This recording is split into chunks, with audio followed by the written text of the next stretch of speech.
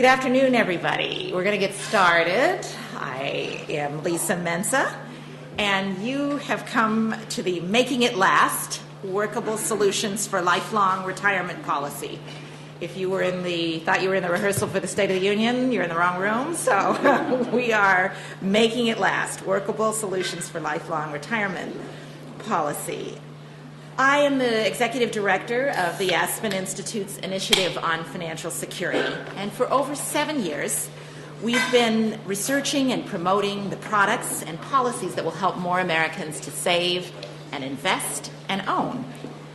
Today, we've assembled an excellent expert panel for a deep exploration of some of the most pressing issues facing America's retirement system. As many of you know, in 2010, we really began a kind of new discussion about the future direction of the U.S. retirement system. And if you're working on this issue, you know that this is an important time, as millions of Americans will approach retirement with their retirement savings held primarily in self-directed accounts, their 401ks, their 403bs, their IRAs. They will now face the challenge of managing their savings to last a lifetime. It's money on the move. It's potentially billions of dollars in retirement savings. And many are looking now for the kind of solutions that will protect Americans from outliving their savings. It's a challenge, and it's an opportunity for everyone, for the policymakers, for the financial services industry, and for the people, for American retirees.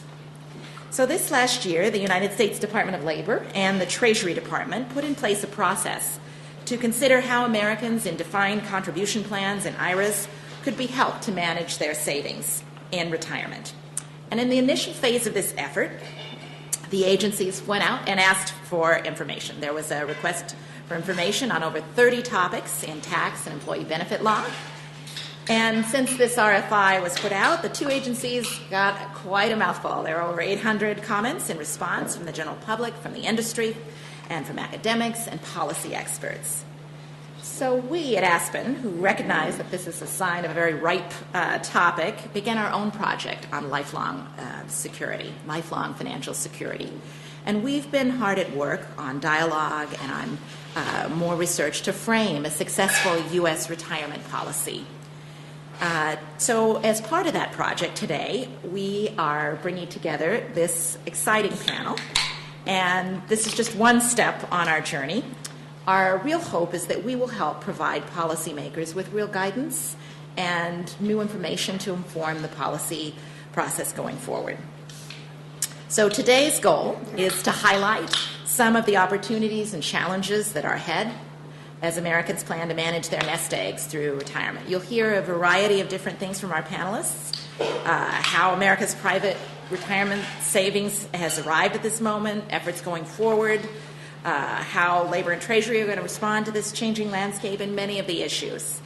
So I want to say a few things about our panel. I want to introduce them, and then what we're basically going to do is have each of them come up, make a few remarks.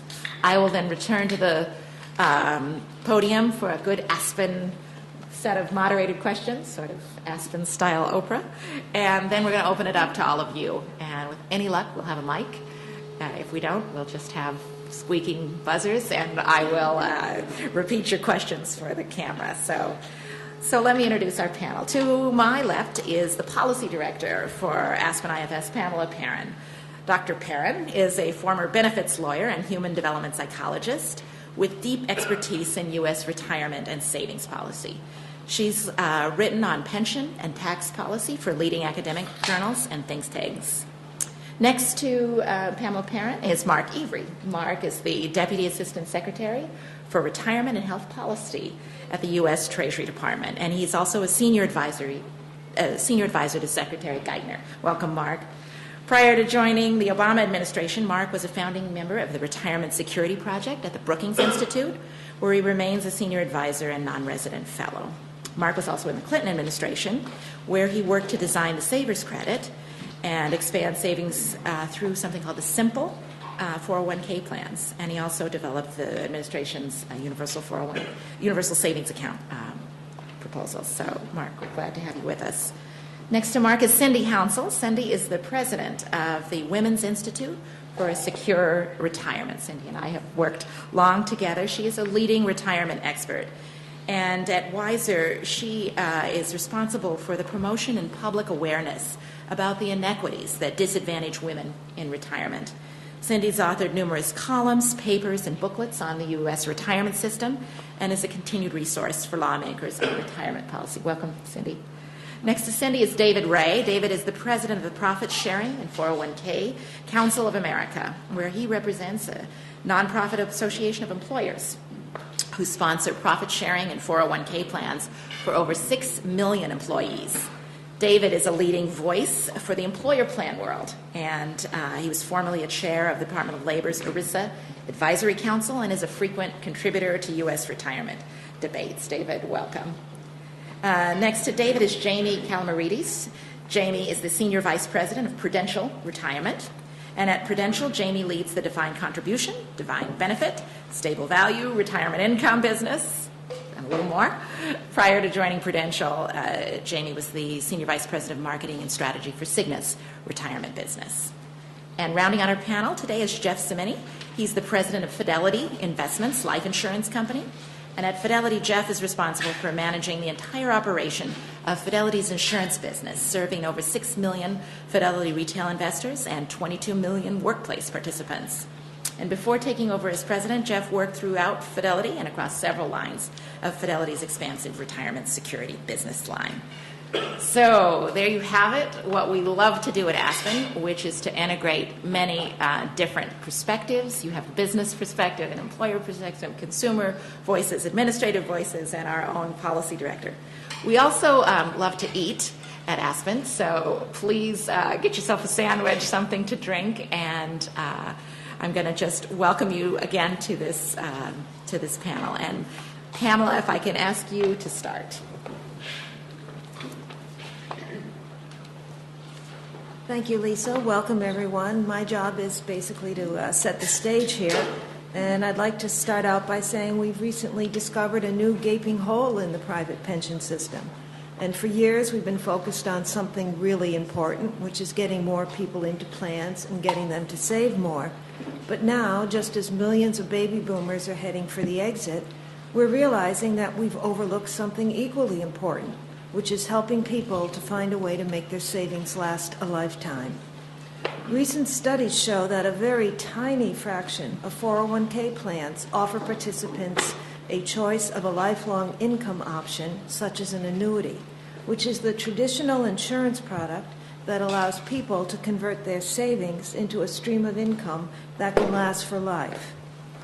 We do know that the employer plan system is our front line for facilitating saving for retirement, and it offers workers not just a plan, but a whole bundle of critical information and educational services as well. But the 401k world is virtually silent today on financial life after leaving employment. So while savers typically get lots and lots of information about how to invest their savings, they get little or no help in the workplace in learning how to manage them when they leave. Why is this? Well, it's an accident. No one ever predicted the extent to which the 401k plans would come to dominate the private pension system. But it's not an accident that's easy to fix, at least from a legal perspective. And here's why. Although many people think of 401k plans as retirement plans, under very old tax law definitions, they are not. So they aren't required to follow the same rules as true retirement plans, such as defined benefit pension plans. In a true retirement plan, participants must take their benefits as an annuity that protects their spouse, unless they decide they want something different and their spouse agrees. But there are no requirements that 401k plans get spouses to consent to how participants choose to take their benefits, unless, and it's a very big unless, the plan offers annuities and a participant opts for one. In a 401k plan, employers are not required to offer annuities, and most don't. Many employers choose to avoid the administrative burden of the spousal consent rules and the risk that they will be sued for a second benefit by an unhappy spouse by simply not offering annuities. There's another big reason why employers choose not to offer annuities in their 401k plans, and that's the extra fiduciary liability that attaches to annuities. This came about back in the early 1990s when, in response to a problem in the defined benefit plan system, Congress passed the Pension Annuitants Protection Act. This act imposes additional fiduciary liability on employers whose plan participants choose annuities, whether it's in a defined benefit or a defined contribution plan. It gives those participants additional rights to sue their employers and ask to be made whole if, for example, there's a problem with the insurance company providing the annuity down the road. This means that employers can potentially be held liable if they fail to properly evaluate the providers of the annuities they offer in their plans. There is some regulatory guidance about what procedures employers could follow to avoid liability when selecting a provider, but many employers, especially small ones, find it too difficult to follow. So many employers believe, usually on the advice of their lawyers like me, that it is better to avoid the potential for future litigation by offering only lump sums or phased withdrawal options in their 401k plans. Of course, workers still have the ability to take their lump sums and buy an annuity on their own, but they do so without the benefit of employer-provided education and product vetting. But to be fair to employers, it's not just their self-interest that explains why 401k plans lack annuities. The evidence shows that as currently offered, annuities are just not appealing to plan participants. Even in the very few 401k plans that offer them, few participants choose one. And even in defined benefit plans where participants must affirmatively opt out of an annuity, many participants and their spouses choose to do so. But as my other panelists will describe, there are some very promising developments today that could help us patch this hole in the private pension system. There is new learning about how to talk with participants about managing their savings in retirement. There is new learning about how participants think about lifelong income products like annuities and about what they like and dislike in these products. And there are new lifetime income products available that could do a better job of meeting participant expectations and desires. Of course, there remain some complicated legal issues such as spousal rights and fiduciary liability to resolve before these products become a routine feature in 401k plans. And there's as yet no consensus on the way forward. The conversation is just beginning, and its outcome will shape the direction of 401k plans in the future. Over to you, Mark. Thanks, Pamela. I think I'll stay here to save time. So the Treasury and Labor Departments have embarked on a process that Lisa mentioned to generate a real national conversation on this topic of how better to facilitate the management of retirement savings in the drawdown phase. We've focused for years, as we know, on the importance of building up retirement security, whether through defined benefit or account balance-based savings, and we are continuing to focus on that. But the discussion is broadening to embrace the issues of how best to manage the assets that have been accumulated, how best to put together different potential pieces that would add up to a sensible program for retirement security. And the Treasury and Labor Departments have benefited very much from comments by many people in this room, the Aspen Institute, and many others here. I think all of my co-panelists' organizations that have really added meaningfully to the thinking and analysis and information on this broad and fundamental issue. Obviously, the pieces are all interconnected. It doesn't make much sense to talk about how best to manage one's savings or assets in retirement if there aren't any savings or assets in retirement. It isn't sensible to focus just on accumulating if you're going to dissipate those assets in immediate consumption in circumstances where that might not be the wisest thing to do for that particular household. So the issues of savings, accumulation, promoting plan formation, supporting the employer plan system, minimizing leakage of savings during the accumulation and active employment phase and during the retirement phase, helping people with the complex management of the risks they confront, the financial risks, especially in retirement, is the broad gauge version of this. And so Treasury and Labor are looking at those issues.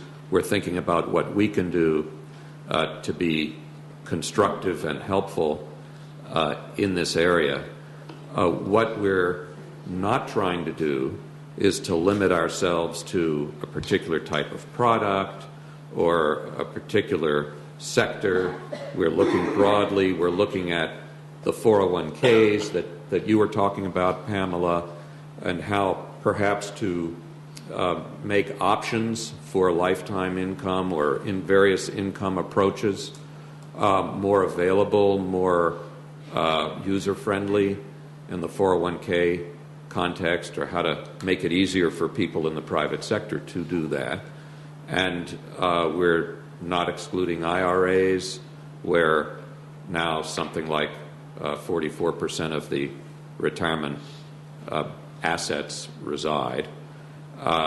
We're not excluding defined benefit plans, just as the effort to help 401ks consider more income solutions as alternatives for plan participants can be viewed as part of a broader effort to DB-ify the 401k a little bit, to make it a little more like a pension, per your earlier comment, Pamela, that pensions have been declining in a sense and retirement savings have been in the ascendant. Similarly, not only do we perhaps benefit from helping 401ks to be where they want to be, more like defined benefit plans, but also helping defined benefit plans to be more like defined benefit plans, in the sense that over time there's been less lifetime income. The DB is a traditional source of low-cost, convenient, lifetime guaranteed predictable income, including spousal protection through a joint and survivor annuity. And the trend toward hybrid plans that are framing the benefit as an account balance rather than a pension paycheck, if you will, or a retirement income stream. The trend of these plans in the DB universe, the cash balance pension equity plans, as in the whole universe, the trend toward DCs, has framed the benefit for many people as a presumptive lump sum. If it's an account balance, then one thinks of it as a lump sum, and the wealth illusion that tends to accompany that, that so many of us have. Gosh, I've got $70,000 accumulated in my 401k. I'm set for retirement, and that's a huge amount of money. Surely that must be enough.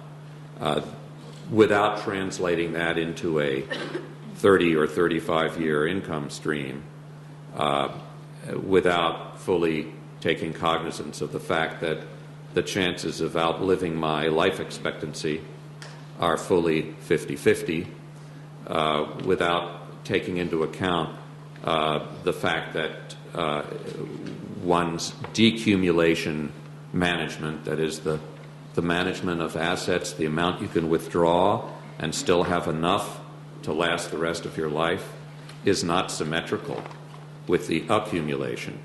That is the risk diversification, the strategies for riding out the bad years by hanging in there for the good years and having diversified asset classes when one is saving and when one is accumulating, that does not apply the same way when one is in the retirement phase and taking money out, that the volatility, the potential impact of a few bad years, such as those we've seen recently, can be an unraveling effect in the spend-down phase in a different way than it is in the accumulation phase. Those perceptions are ones that many people don't have. The sense of how to convert the account balance to the income stream is something that's difficult for many of us. And so we are, Treasury and Labor, looking at these issues and the comments that have suggested that an all-or-nothing approach is also part of the problem. That, again, when it comes to framing the choices for individuals, has been a great tendency to ask people, do you want an annuity or do you want a lump sum? And so many choose the lump sum automatically and reflexively without thinking about whether, in fact, what's optimal for them in their situation is some combination of approaches, not just lump sum, not just annuity. There are various alternatives for investing, for managing, and different ones may be suitable, of course, for people in different circumstances. We're listening here. We're not in a talking mode as much as in a listening mode, so thank you for arranging this, Lisa and your colleagues, and we're very much looking forward to this discussion and to getting further good ideas from all of you here. Cindy? Thanks, Mark. Thank you to Lisa and to Aspen for inviting us here. I didn't know we were just listening, Mark, but I'm planning on talking. For the government, though. Oh, okay. There you go. I worried. I'm here, actually, Pam asked me to talk about very generally all consumers, not just women. So that's really hard for me, and I won't be able to do that, but I'm going to try. And Weiser's goal is to help consumers make the best decisions they can with their limited income. We're very fortunate that we had someone on our board back in the early years, 2000, who's an actuary. And so that terrified me the minute I began to understand what it all meant myself. So we've been working on this issue for a long time, not seeing a lot of progress, but we've been at least working on it and running and telling people how scary it all is. So I'd like to talk about three basic points here. And first of all, I'd like to say that we all sit in this room and we all sort of know the acronyms and all this. No one knows anything. Out there in the world, no one knows anything. And you can read the paper every day and see who's been swindled and who'd been this and that and why people have no retirement money. Believe me, if they knew, a lot of people would have maybe done things if it were easier. But most people don't understand any of this, and it doesn't matter even what their education is or how much money they have. So, first of all, I'd like to say that most consumers actually need help with effective strategies. There's no one-size-fits-all, and each person's situation is unique. A lifetime income option is not optimal for all retirees, nor is annuitizing 100% of a retiree's income. However, I believe that all participants deserve the benefit of a more complete understanding of this option. Second, consumers need the best education available to become informed. They're unlikely to use annuities unless they're aware of the full range of benefits that are available. They need objective help in order to make these complicated choices, but most Americans do not have sufficient financial capability. Millions of workers have to make complex decisions that they aren't prepared to make. And we all know that it's really complicated. All through the accumulation stage, there's a lack of understanding of what these account balances will provide in retirement. Senators Bingaman, Cole, and Isaacson have introduced legislation that will provide for income disclosure on 401k statements. We'll talk to a few people about that. Talk to 4 people, you'll get 4 different opinions. People will think this is the end of the world, which David will probably mention something about that soon. There's wide disagreement, even among people I know that believe in financial education. Oh, no, we can't tell people that. Oh, no. Okay. So at Wyther, we think that, people need more information about retirement readiness generally. And a few years ago, we actually had Senator Gordon Smith introduce a bill that would have included a readiness checklist with 5 to 8 questions that everyone needs to know on the Social Security statement. Wouldn't that help, like one of those little cards or something, telling you whether or not you're prepared to be retired? So perhaps we could have changes like what the Card Act did, putting the little boxes on the statement, not putting it on the 401k statement maybe, because that would upset David even more.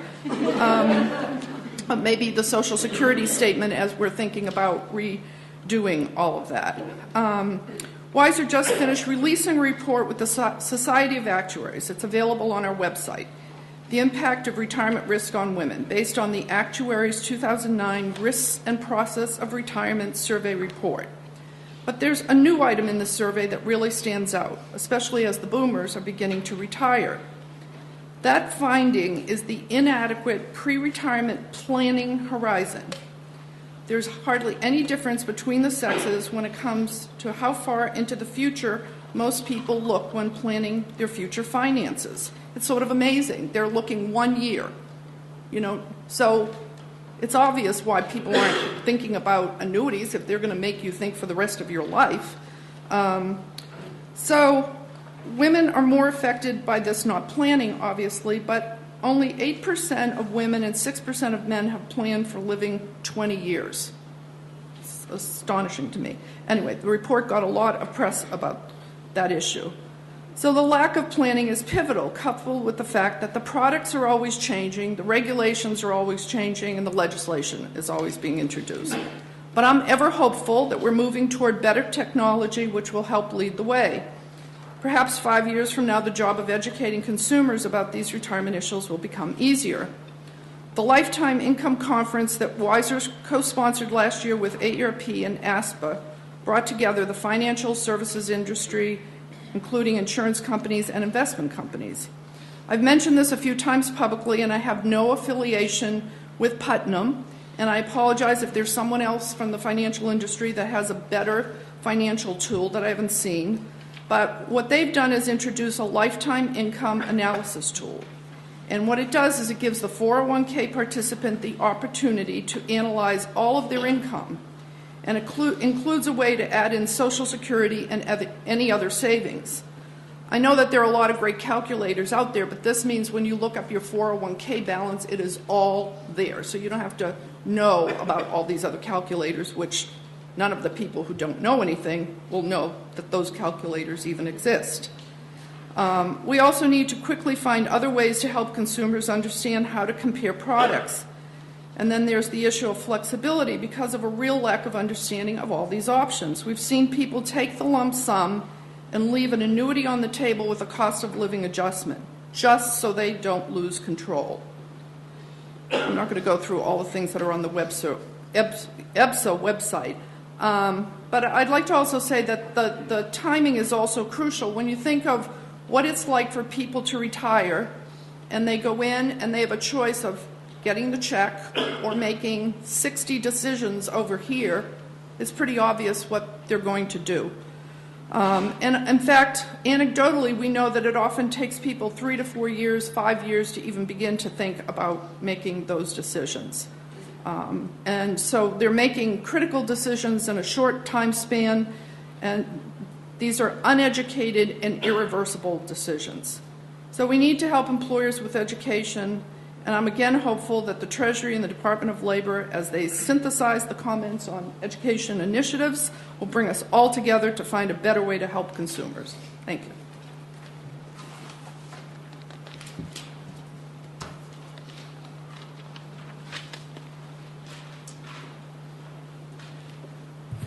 Thank you, Lisa, for inviting me to participate. I'm pleased to do so, and thank you for Cindy for setting me up so well. My job is to talk about the sort of the employer calculation in all of this. First, I like to start with the good news. There actually are assets to manage. If you look at include IRAs as a DC plan, which it is, there was $2.5 trillion in 1994, and there's probably $9 trillion today, and I wouldn't be surprised to see that double in the next 10 years.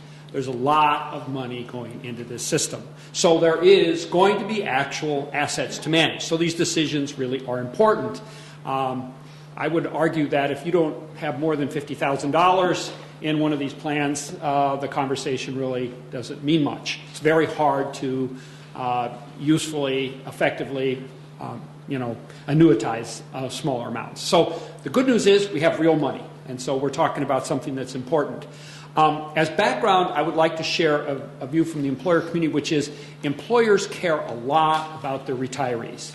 Now, they don't care about people who just quit their job and going to work for their competitor. And so keeping all those $5,000 balances in the plan, they would just as soon get rid of those. But they like their retirees. The retirees have worked for them for 15 or more years typically. They've been doing what they've been asked to do. They've been helping the company be successful. They care about their retirees. So that's kind of a background. But thinking with that as a background, what are the realities that employers are dealing with? Because they have to make a calculation here. The first is, and a lot of these things have been mentioned by previous speakers, the first is that there's no one-size-fits-all. It's a very complicated issue. So there isn't an easy solution here to adopt. So, employers are looking at this, they're very nervous about trying to do this. It's not like how do you manage money for a 25-year-old? I think there's a fairly standard agreement on how you do that. It's not so easy about somebody retiring. What's the state of their health? Are they married? Does their spouse have assets? Are they going to get an inheritance? I mean, these things all taken into calculation. It's a very complex issue. The second thing is that, it isn't as if there isn't a solution here if the employers don't do something. People clearly can annuitize in an IRA. And in fact, there's a lot of innovation going on in the IRA world. There's lots of new kinds of products and solutions coming out. Most of those are being tried out in the IRA world. So it isn't as if there's no solution here.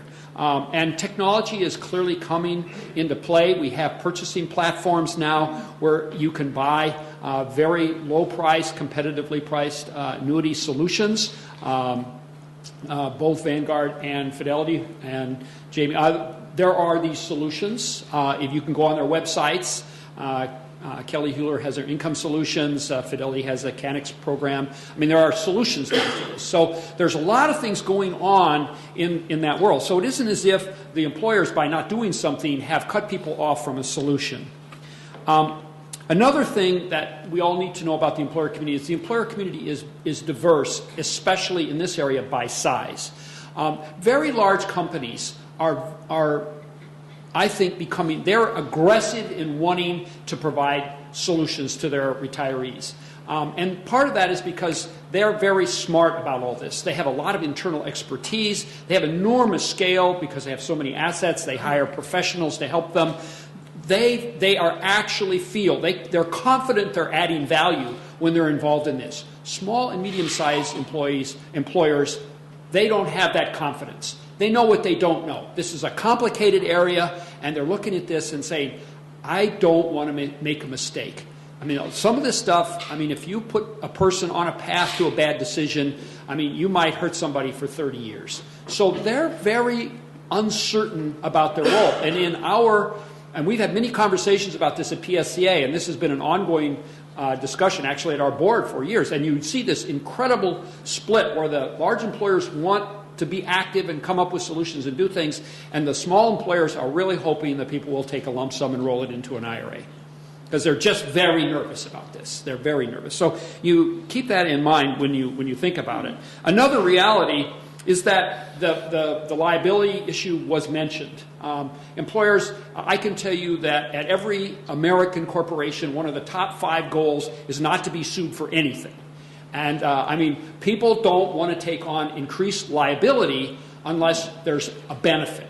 So they're very aware of that liability issue, and Cindy mentioned about the benefit statements that would project outcomes. No employer wants to be associated with something that could be interpreted by an employee as a guarantee.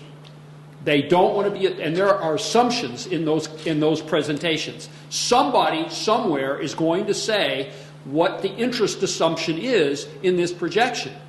And we're talking about what interest assumption would you use today for somebody who is 25 and doing this projection. That's a very tough issue. No employer wants to be associated with that decision. I mean, the liability that they feel that would come to them if they were associated with those kinds of assumptions is enormous. They don't want that liability. But really what's most impactful in their decision making is that participants do not want plan-delivered annuities. You heard that earlier. Clearly, where we have plans that have had annuities, they've had them for years. We have some major companies with thousands and thousands of employees, and it's not unusual for these companies to go for years without anybody taking an annuity out of the plan. The participants don't want this, and interestingly enough, defined benefit plans, the pension plans, have provided more and more opportunities to annuitize. Why is that? Companies design their plans to please their employees. Employees have made it clear they don't want a stream of income. And so even though the default in the defined benefit system is for an annuity, a lot of companies have permitted employees to opt out, and what you see is a massive percentage opt out, even people in defined benefit plans. So participants want lump sum distributions. They want control of these assets, and believe me, employers are listening to what their employees want.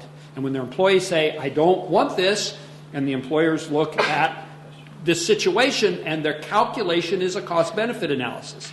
On the one hand, you have the cost, which is more liability, more opportunity to be in trouble legally somewhere, plus you've got, and it was mentioned briefly, there is an additional administrative regime that is imposed by the government. So you have compliance issues with the IRS, another reason to get audited by the IRS if you offer an annuity in one of these plans.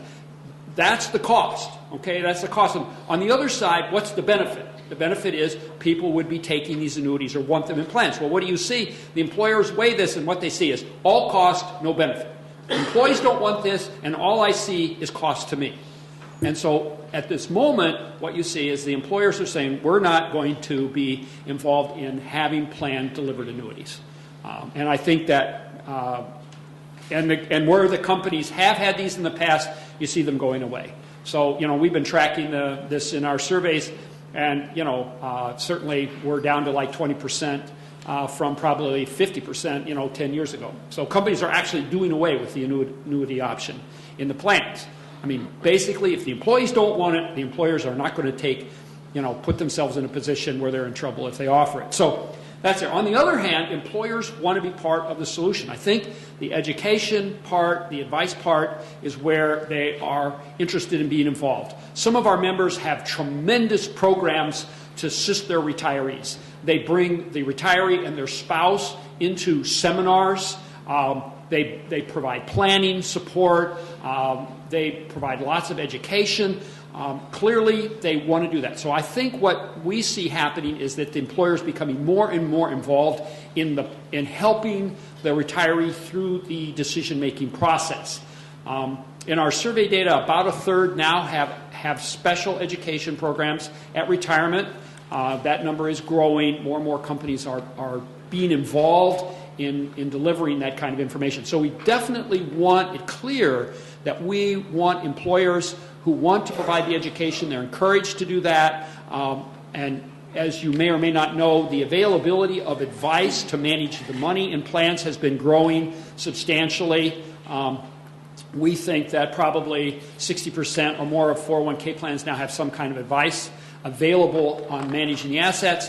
I'm hopeful that we would see the companies would voluntarily start adding advice, as part of their solution, that they would provide, a employer-selected advisory service that the employees could trust to help them with this thing. So I think you're seeing the employer idea is we're not going to have a plan design solution here, but what we'd like to do is have an education advice solution, sort of like what we're doing, with the management of the assets. Anyway, I appreciate the opportunity to kind of share with you what I see as the reality that employers face and how they're making that decision. And again, thank you very much, Lisa, for having us here.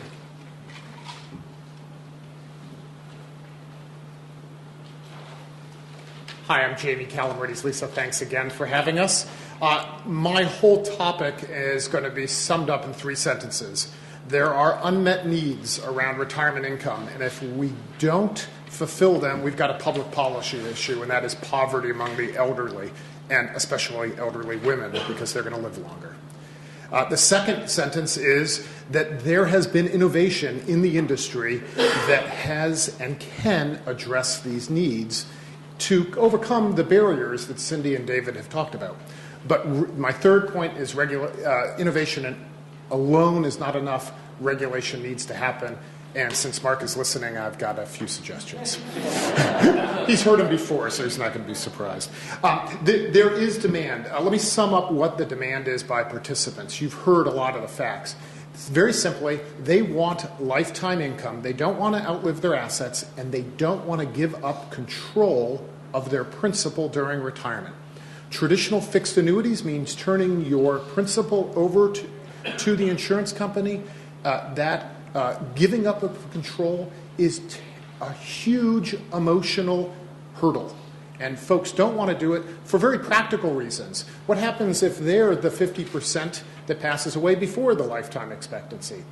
Their estate doesn't get their money. What happens if they have a medical emergency? What happens if their car breaks and they need access to some of the principal?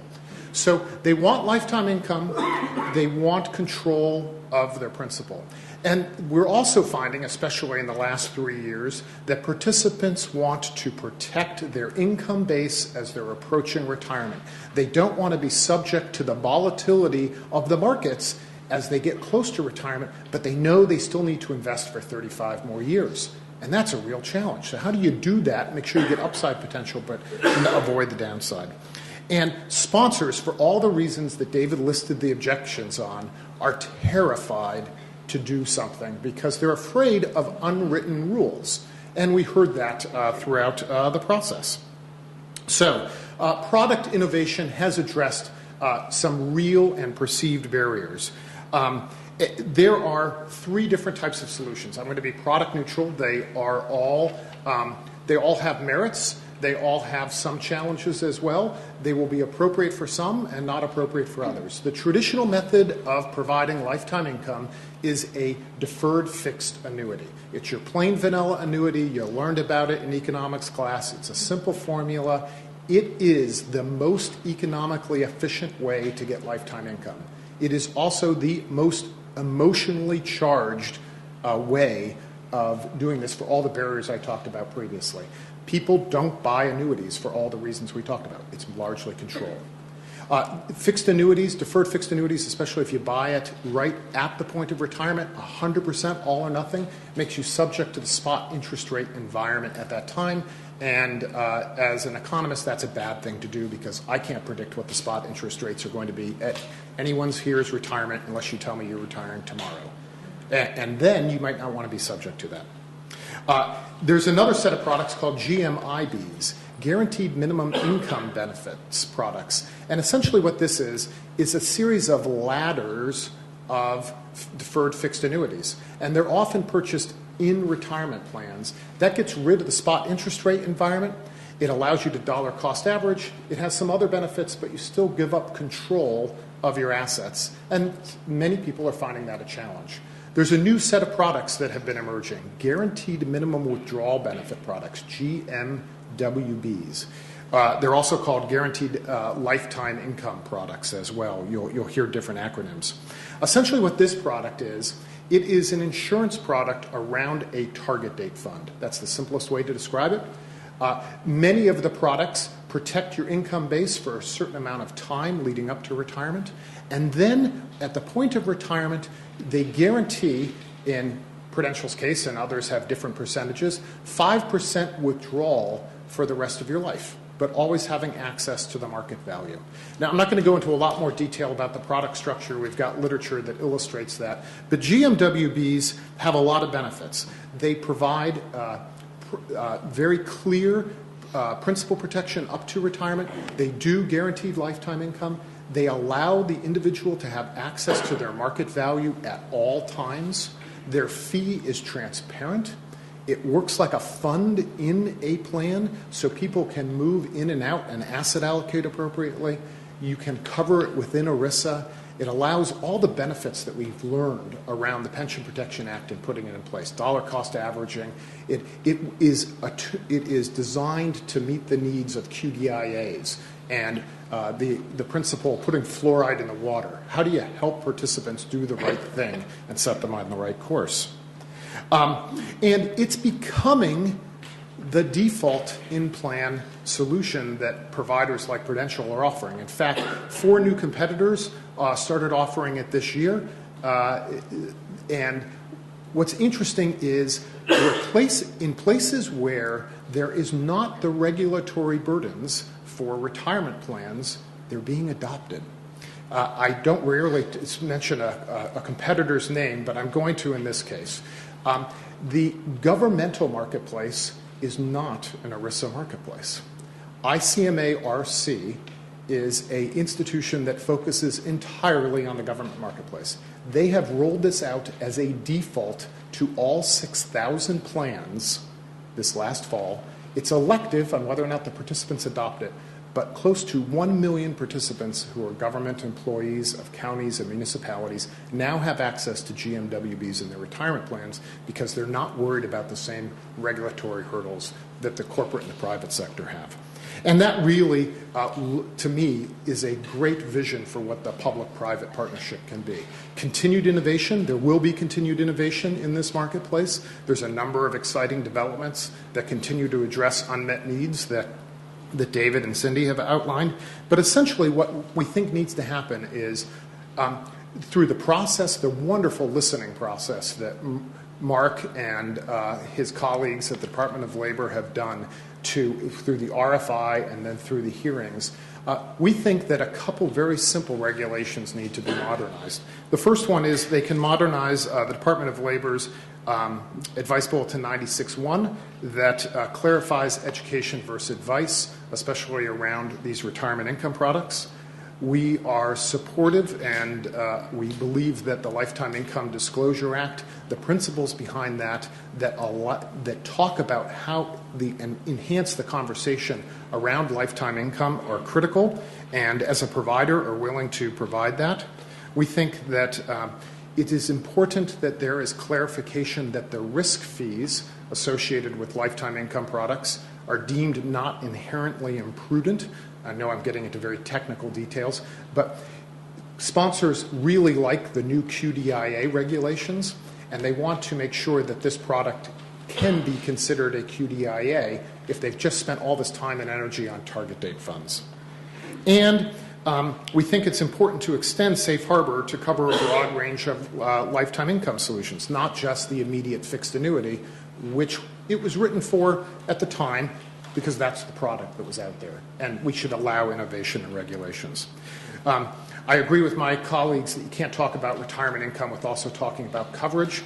We've talked about that before, but coverage is critical to cover the rest of the 50% of American workers that don't have access to a retirement plan at the workplace. So with that, I'm going to turn it over to my colleague, Jeff.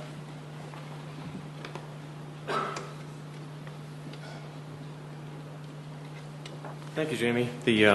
I think you covered a whole list of remarks I was going to make, and I think when you hit the coverage one, all my peers have covered everything. So I think we'll go right to Q&A, if you don't mind. Excuse my cough, by the way. I had a cold about a month ago, and I still can't get rid of the cough. It only happens when I talk.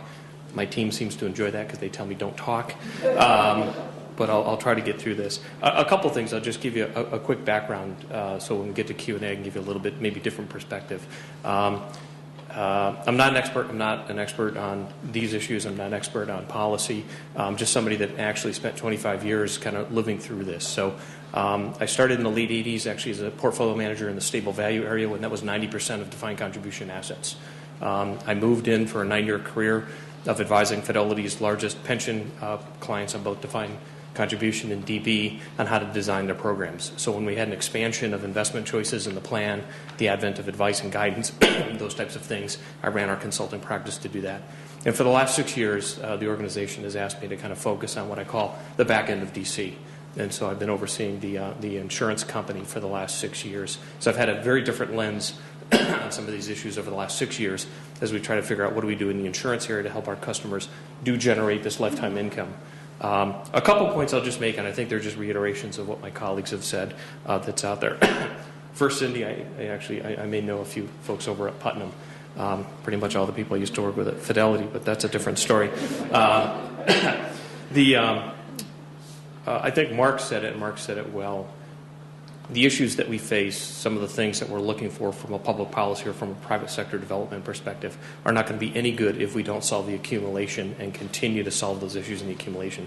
If you don't have enough money, it doesn't matter what we do in the insurance area. It doesn't matter whether you use an annuity or a lifetime income or we develop an innovative, whether you do it in a plan or out of a plan. So there's still some work, I think, to do there. 50% of the labor force still has no access to a 401k plan. So while we're talking about only 50% of the labor force and trying to figure out how to make that better, there's still 50% that don't have that access. The second thing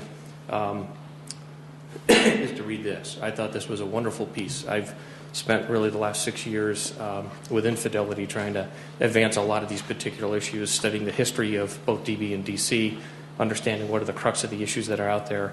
I wouldn't say it if I didn't feel it, but I thought this was a wonderful encapsulation of both the retirement system in the U.S., the migration from DB to DC, the challenges that brings. I do believe as somebody that's done this for 25 years, the DC model is a really good model. We just got to figure out how to make it broader, more accessible, and more successful than it did before. A lot of the issues that we're talking about now, we're starting to talk about principally because of one thing. The first group of folks born in 1946 are hitting 65 this year. And that's a critical date. 2/3 from the research I've looked at, 2/3 of the U.S. labor force retires in the age of 62 because they can. 85% of the U.S. labor force is retired by 65. 4 million workers a year are hitting those milestones. The reason we're starting to think about income is because the front end of that baby boomer generation is just hitting there. When you look at the QDIA stuff that came out of PPA, you look at 404C, which was early 90s, you look at all the regs that came out of Treasury or DOL, they followed the interest levels of the baby boomers. So I wasn't surprised to hear David talk about plan sponsors and what they want to do and what participants are asking for is because you're following that age band and that wealth to solve those issues. So anyways, the only other comments I just wanted to make is in terms of our perspective, I think at Fidelity is one, there's still some good work to be done on the accumulation stage.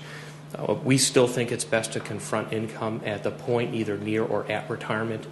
We talked a lot about the competitive nature of the private market. In here, there's some great discussions about some of the limitations that actually annuities have in the pension marketplace, coming from the legal area about not being able to discriminate against male or female, joint or survivor, with the production or with the issuance of annuity quotes that are out there.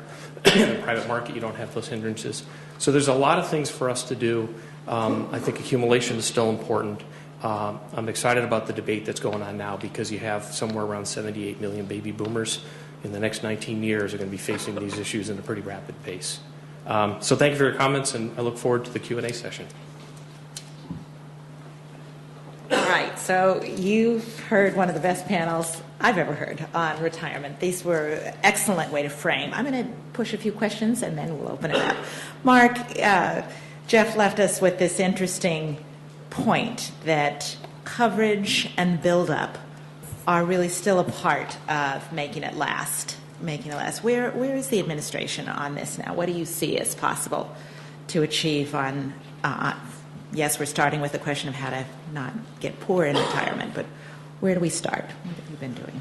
Well, Lisa, as you know, the fundamental need to cover the roughly half the workforce that don't have access to a 401k or a defined benefit plan or any other easy, effective way to save at work is still front and center.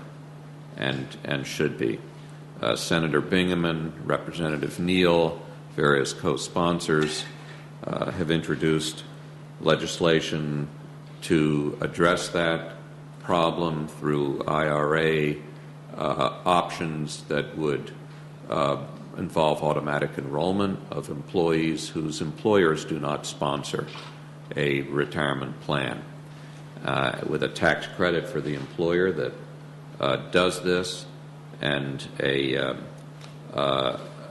an arrangement that would help provide standardized default investment options for people that would promote low cost and easy decision making.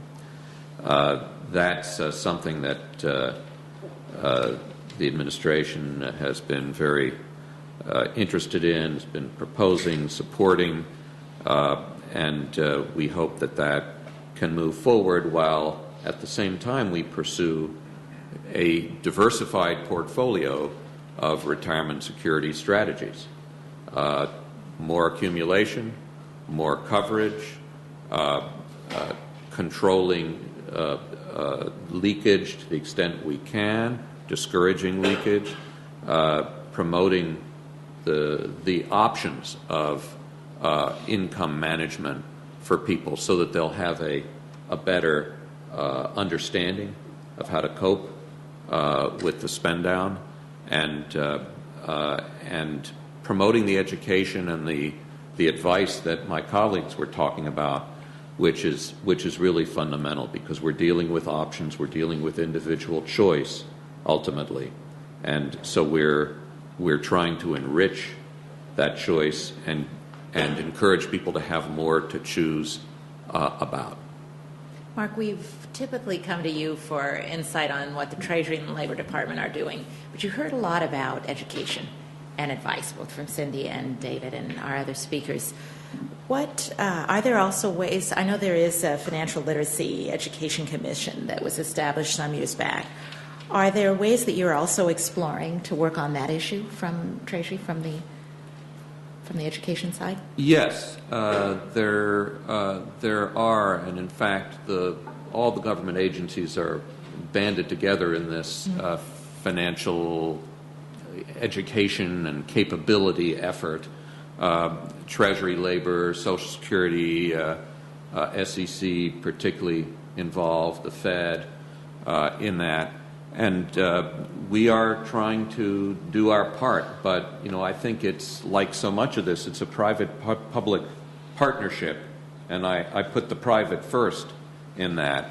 The creativity, the innovation in the private sector, the sensitivity to what the employees are saying, as David was pointing out, and what people's needs appear to be. So, I think we're trying to do it together, and as part of that financial literacy, or really financial capability, we're trying to give much more attention to this management of income, management of assets in retirement issue. Great. Jamie, you have also been an advocate for this Disclosure Act. Can you give us your sense of what the outlook is for hope on some kind of action on disclosure? Sure. The Lifetime Income Disclosure Act, its guiding principle, and what we have found, because we have retirement gaps on statements already, is that we find it is a call to action for workers to think about how their savings and their actions are going to impact their retirement. We find that individuals that look at the Retirement Income Calculator and the Lifetime Income Disclosure Act, like display, increase their savings rates by 4% of salary. And we have found no other method that gets as many people engaged and involved and taking positive action toward their retirement than the illustration and the calculation that's necessary to do the Lifetime Income Disclosure Act. I think that you will often hear the challenge that employers will say, I don't want the additional burden, I don't want the liability associated with it that David articulated, and I think a set of standards about how to illustrate it so that it's not a burden on it's not a choice of the employer, but it is a choice of either the provider or the industry as a whole, helps overcome that hurdle and can ease any employer concerns along the way while still getting the benefit to the participants. Jeff, since we're on your end of the table, give us your view on this question of how illustrating savings, what kind of a tool that is, both for illustrating the stretch Right. and the build-up, and if you've got any other efforts that you know about building savings. No, I think it's a great question. It's as Jamie indicated, I think what we see is the same thing. When you're translating certain behavior into lifetime income, you do see participants in these plans make dramatically different differences. I'd argue, though, that it's a two-pronged question. One is, how do you calculate the number? And I do think there's a viewpoint that labor could help in some consistency areas here. I'll give you an example of where some of our debate has been. Do we do a standard asset allocation mix based upon somebody's age? Let's say 60-40, use historical numbers, accrue them, I think, as David mentioned, from 25 to 65. Do we do 65, or do we do the stated retirement age in the plan document? Do we do the current participant mix, or a mix that's appropriate for that participant? Do we use Ibbotson data or other data? Once we accumulate it, if we're doing a 40-year accumulation, the disparity of results can be significantly wide. You double compound that by saying, okay, now how do I translate that into income? I've got assumptions I've made over a long period of time for for the accumulation. Now what do? Do I use the annuity tables to determine what that would transpose into an annuity? Do I do the general mortality tables, or do I do the annuitization tables? Or do I do a sustainable SWIP? And again, a sustainable SWIP could be 4%, and annuity tables could give you 8%. So you start compounding accumulation variables. You double compound it when you start saying annuity between this. So guidance as to how we provide some translation between behavior and income, I think, is necessary. Otherwise, we're all going to go off and do our own kind of independent thoughts that are there. So I think it's two things. One is, what is that number that we're going to put on those statements to affect that behavior? And methodology would be helpful, and guidance from probably labor is the best place for that.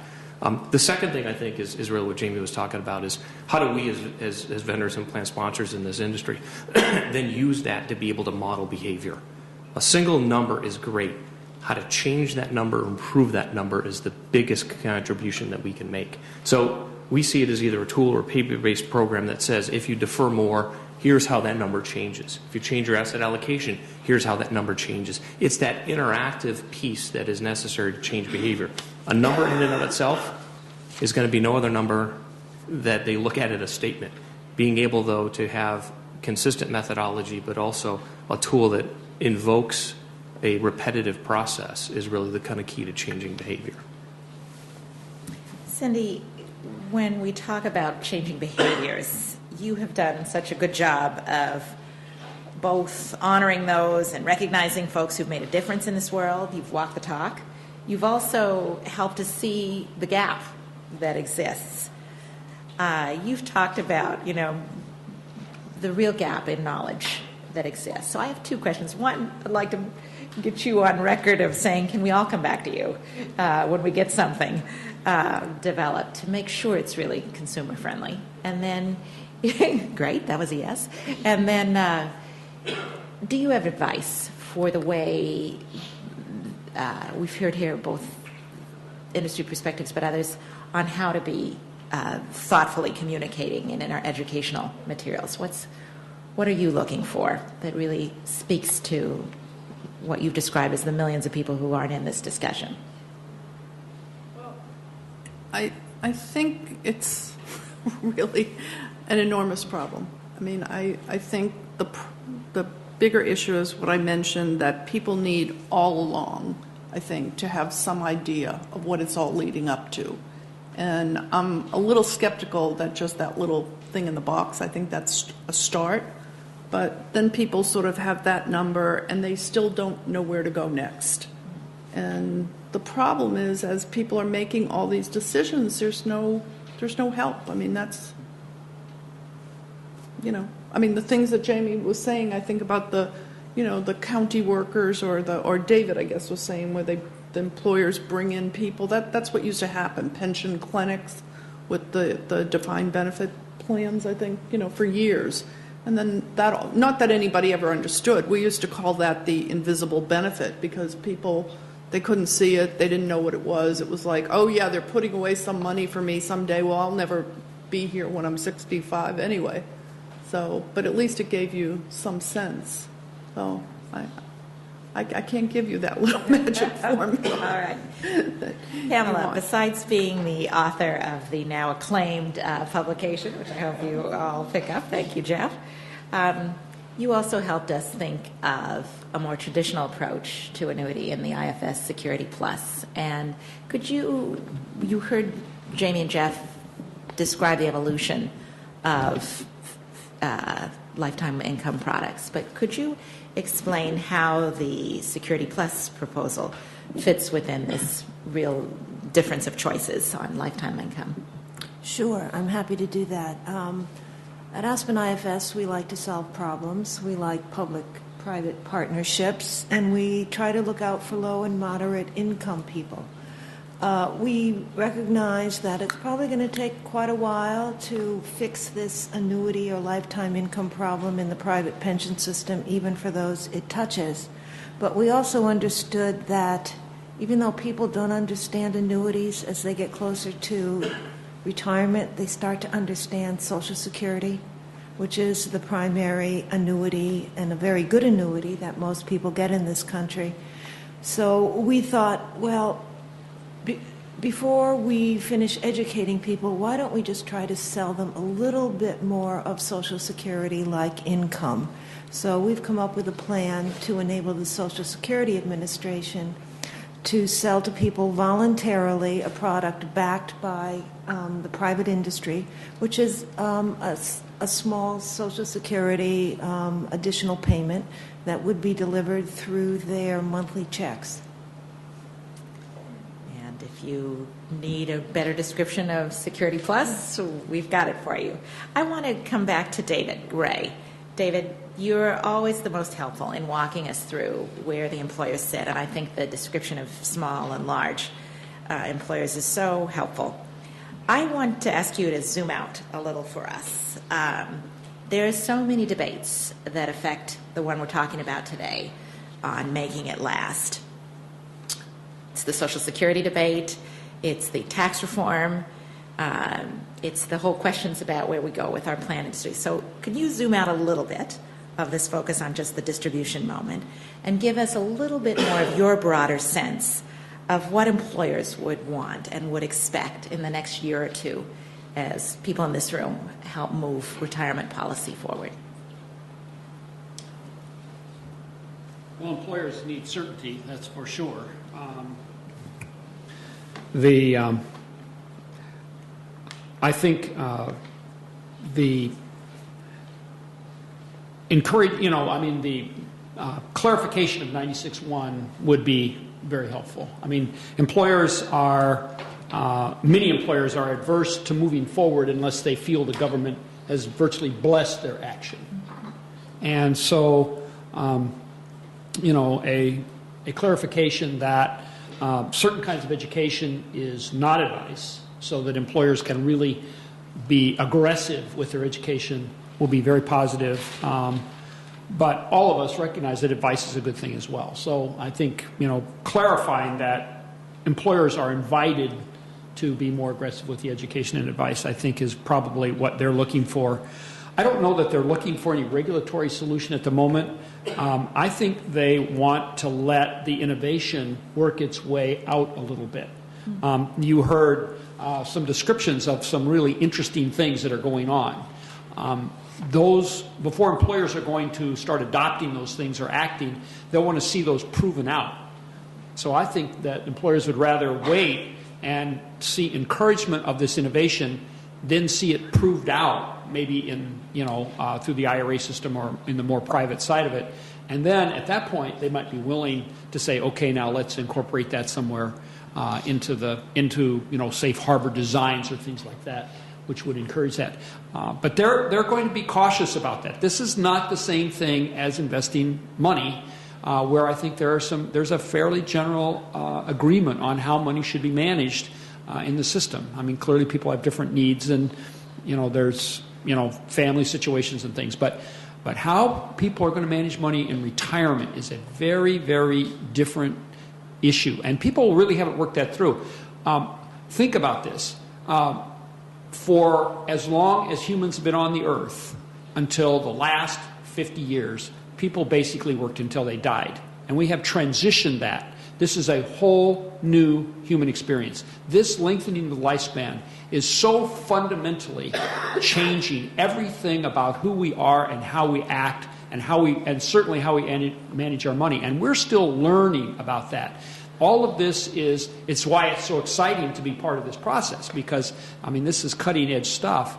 And I think that before employers are going to get mixed up in this in a big way, they were going to want to be confident that the solutions are proven out there. So I think we would probably say, let's let Jamie go at it, and let's find out what he says, and let's see some people use it, and let's see how it works for a while, and then maybe move forward with some kind of regulatory encouragement. Very great. Well, now you know why I love my job. This is great information. It's your turn. So I understand we do not have a wireless mic, so I'm going to repeat your questions for the camera, and I welcome questions for the next 15 minutes. Yes, sir. And if you follow the convention of just saying where you're from, if you could. Yeah, sure. Richard Shea from Covington and Burlington. And I just wanted to ask a question. We've sort of talked quite a bit about the problem of coverage, and Mark has done a lot of, and others here as well, done a lot of groundbreaking work on, the idea of auto enrollment being moved not just from, retirement plans, but to people who work at a place where there is no retirement plan. And linking that idea with, if the money that from auto enrollment goes into something like an IRA or an account, you still have this problem of what you do with the money in the retirement phase, and you have problems of leakage. I think it would be worthwhile to spend some time thinking about linking the auto enrollment idea with something like buying up the Social Security benefit or purchasing a product that has annuitization or lifetime income built into it. And I don't want to suggest what that is. I mean, the simplest one would be just, you get a bigger Social Security benefit, but there's lots of other intermediate solutions that might have some of these characteristics of the products you talked about.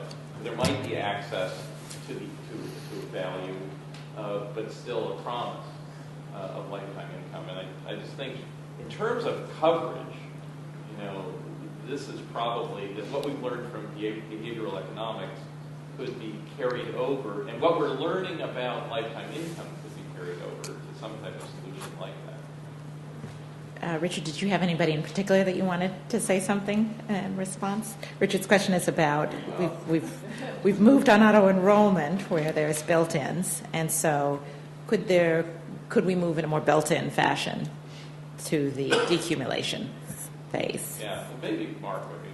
I'm sure. Great. Yeah, lots of people have interesting thoughts on this, I think. But David. Richard, yeah, I think that's a very pertinent insight, and I happen to have written about that in a prior life.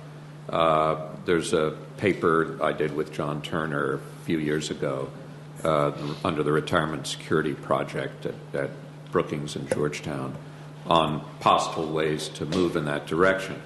But that, I guess, I'm, on the one hand, very optimistic about the notion that potentially one could take the success of the target date fund, the QDIA movement that we've tried to encourage as part of the whole automation of the 401k plan, just putting people in default investments but letting them choose to opt for other things if they want to.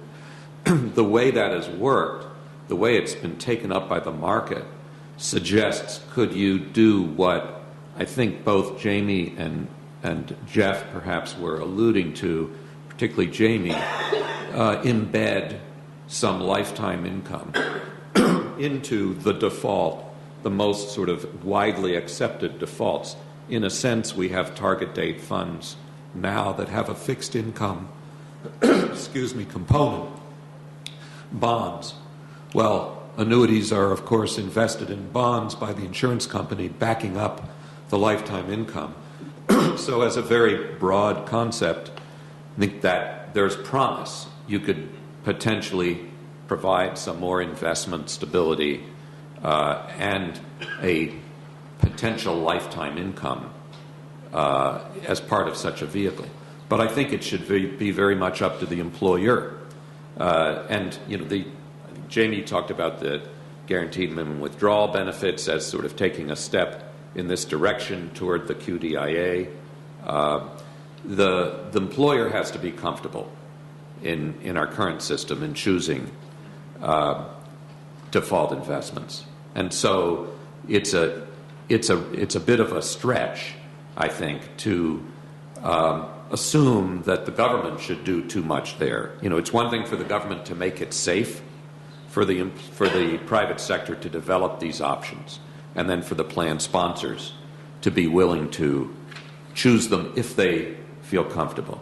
And again, because there's so much diversity, there is a fair amount of diversity in people's needs in retirement, as David was saying and others were saying, that you know you need to be careful about how much this is, how to build in lifetime income into the sort of DC part. Although, Mark, and I'm thinking here of Cindy's constituency, right, which is where we started talking about, people who aren't in any retirement other than Social Security. You know. The value of defaults, automatic enrollment, default investments has been demonstrated, and I think the idea is adding to this a default payment mechanism.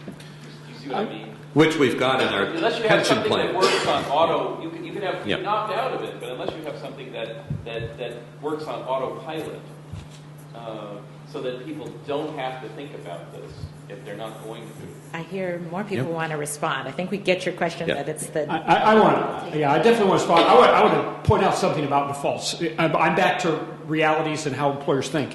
First off, with the default, you better be right. Okay? You don't just...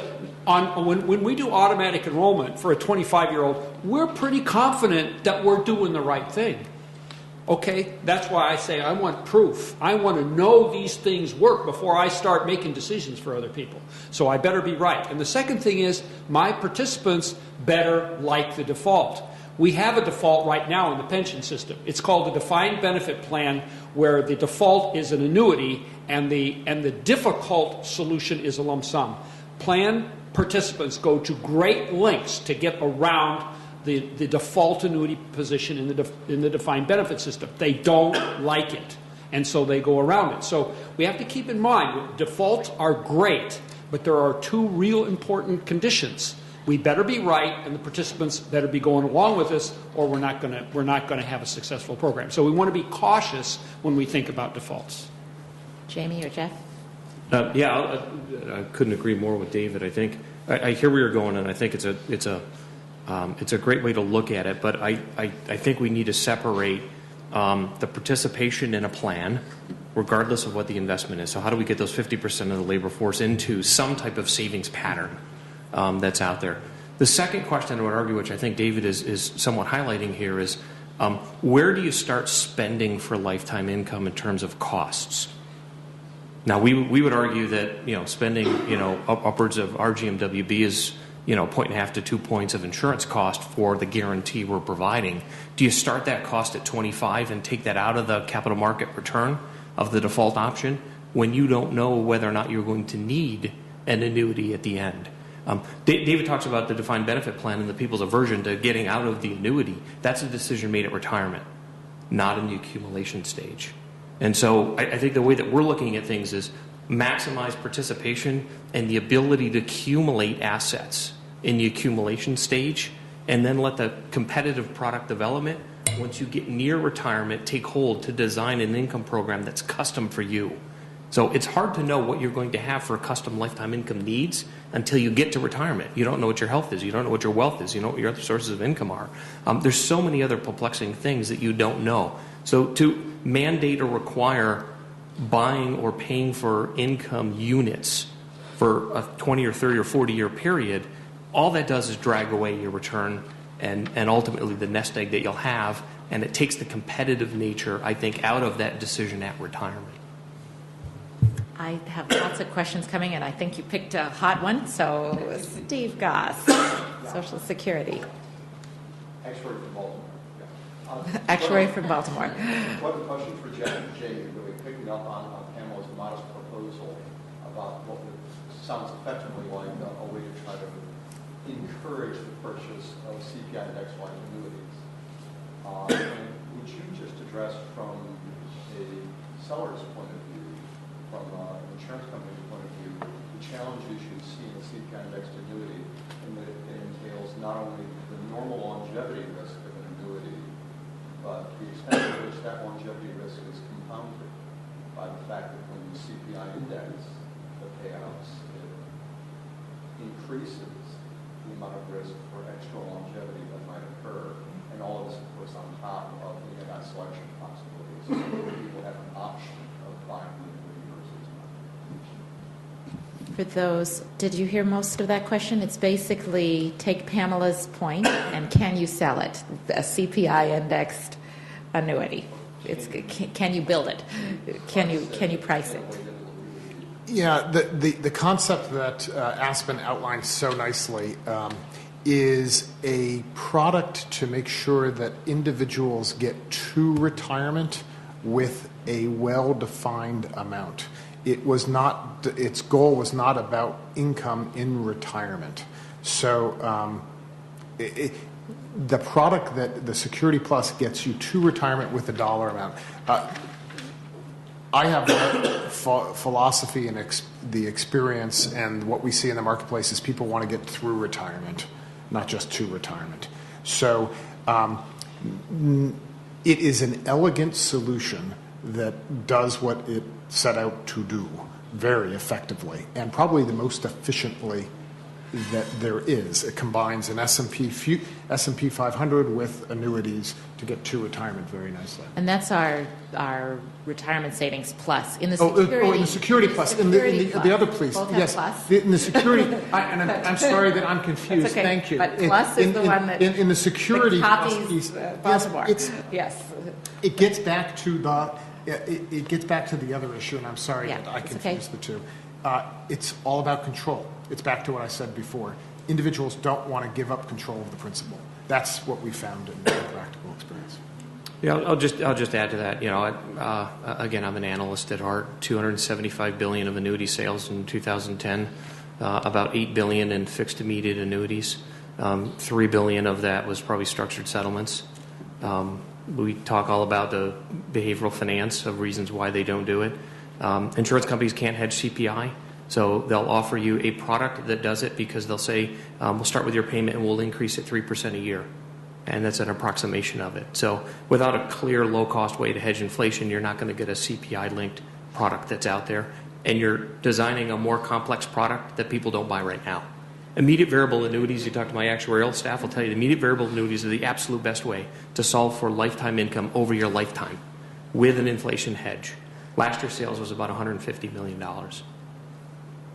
So you got to couple the two that's out there of what can we get consumers to look at. And I changed the question because I hate the word annuities. It's not about annuities. It's about lifetime income or longevity. And there's a lot of different ways to do that. Annuities are the only way you can introduce mortality credits. And mortality credits are really optimal for essential income. But you also have a level of discretionary income where I think capital market products, low-cost ones, are actually an optimal way to do that variable component of your spending patterns. But it's only an actuary could ask that question. It's a great question. It's just a tough one when you get to the real world to convince a consumer to use that in a portfolio. They just don't grasp it. Right. We've got time for a couple more questions. Deb. This is Deb Whitman of Senate Aging. I wanted to follow up on David's comment that employers are reluctant to put lifetime income amounts because of liability and assumptions. But we know that TI Craft, through Putnam Fidelity, are all creating this as part for their clients. Are you finding that employers are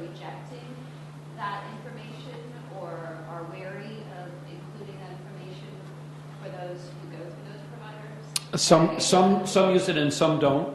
And TICREF is mostly in 403B plans, and it's a real question about the liability. But no, some employers like this and some employers don't.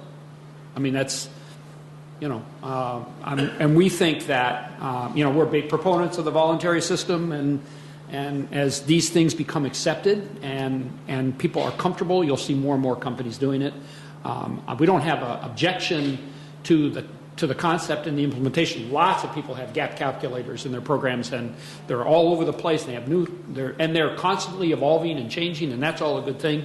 Our concern is that the government would start mandating this, and then pretty soon they would be designing them. They would, we think that this is an area of enormous innovation and energy, and we'll let that happen for a while before we start talking about what are the best right practices. And once the government starts mandating things, it tends to calcify things. But would a safe harbor provision, if the government gave a stream of assumptions that they found acceptable, eliminate that liability? Well, it might eliminate the liability, but it wouldn't eliminate the question about whether it's right for that group, and that's the issue. I mean, we're back to when you start talking about, and if the government says we're going to provide a safe harbor for something, then the government better be right. Because they're directing people downstream. Are we ready? Is the government that confident right now that they know what that safe harbor should be? I'm saying we need to let things work for a while. I mean, this is an area where a lot of things are changing, and we're learning things every day. David, I'll just add, because I want to make sure I heard the question right. You were commenting more about on the statement of projected income, not on a product answer, right? Right. Yeah. And there's lots of stuff going on. A lot of employers like those, and some don't. Let it happen naturally. That'd be our view. Last question? Anybody brave? Yes. Somany with Finance Committee. There's been a dearth of discussion today on Social Security. Pam alluded to it, and it seems like, and I'm just asking for reactions from anybody, but it seems like there is a way to purchase annuities very much like Aspen proposal by delaying your annuity starting date. Every month you delay it, you're buying more annuity. And if everybody delayed to age 70, presumably they could live the rest of their lives fairly well. And but the trend seems to be, and it seems to be like a corollary to everybody going in lump sum. The trend seems to be to take your annuity earlier rather than later. Shouldn't there be some emphasis to get people to take their Social Security benefit at a later age so that they only have to provide for themselves until they're age 70? And then when I get my Social Security statements, I'm amazed at how much I get. But I don't want to wait for that. You shouldn't answer your own question. Tom's question is a powerful one, and you all heard it, I think. It's about being able to delay voluntarily taking your Social Security payment increases the amount of Social Security income you'll have in retirement. Panelists? I would add that there's a tremendous tax planning opportunities as well. That's why this is complicated.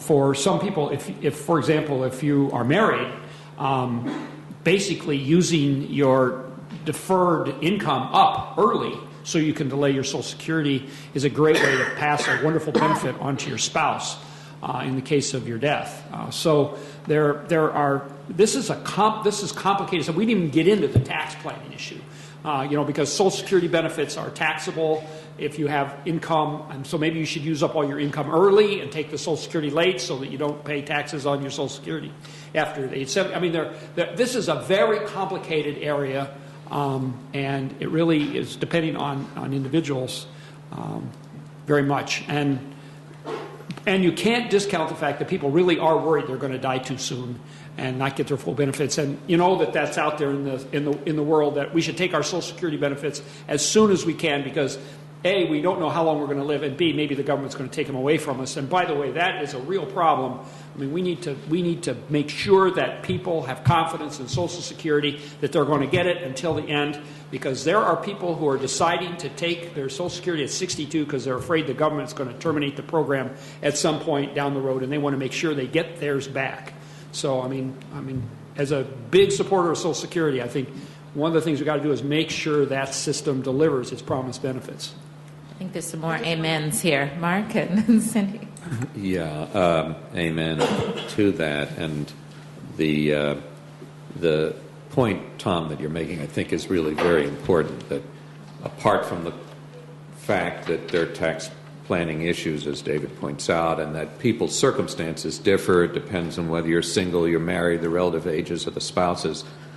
I think your point is very important, that many people appear to be reflexively taking Social Security at 62 or as early as they can take it without considering the option carefully and in an informed way of deferring and thereby, in effect, buying more annuity. And some people can't defer, they don't have any other sorts of income perhaps, but a lot of people do have the choices. I have talked to the Social Security Administration about this, and Steve, no one's going to put you on the spot to ask you to comment on it here, and obviously I can't speak for that different agency, SSA, but I do know from conversations I've had with them about whether the way that people get advice from Social Security about the relative timing, the timing options, is the way Social Security thinks it ought to be. Is the script optimal?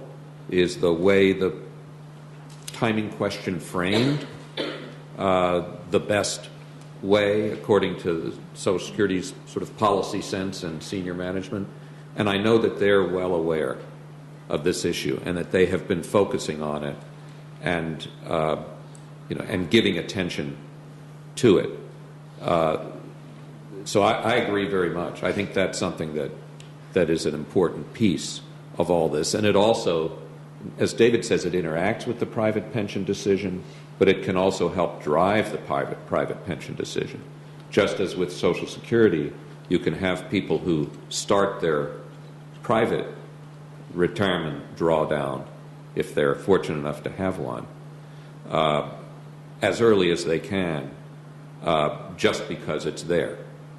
And so, I think the ability to give advice and to give people a sense of what the options are and what the pros and cons are is really important, and the way that decision is framed for people, the choice is framed, the choice architecture, if you will, is key. We are out of time. Cindy, do you want the last word? I just want to say one quick thing, and that is that the economic crisis, I think, has really led to a lot of the financial planners saying exactly what you're saying. And that's sort of a step forward, I see, because it used to be that a lot of times the financial industry wouldn't even include Social Security as part of the foundation of, your retirement. So I think it's a good thing, and a lot of people are saying that. So we've had crisis, we've had hope, we're living longer, we've got innovation, we've got administration interested in this, and we've got ideas. Thank you all for being a part of this. Help me in thanking our panel.